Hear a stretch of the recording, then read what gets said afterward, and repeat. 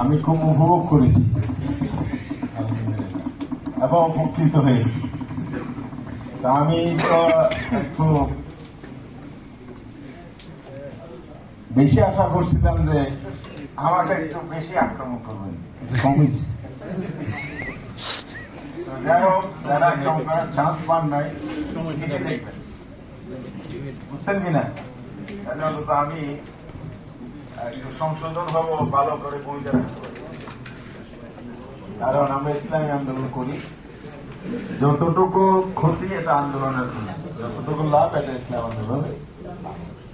Ultimately প্রত্যেকে আল্লাহ তাআলা যার যার ভূমিকার জন্য যারা দিল, মান জাহাদা ফাইন্নামা ইউজাহিদু লিনাফসি, প্রত্যেকে কি জন্য জিহাদ করে?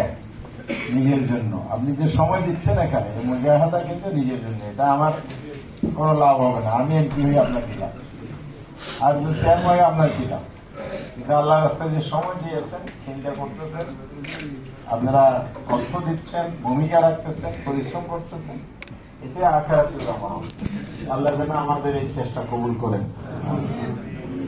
আমি 3 কথা বলবো, 3 মিনিটই বলবো, এরপর আমরা নামাজে চলে যাবো।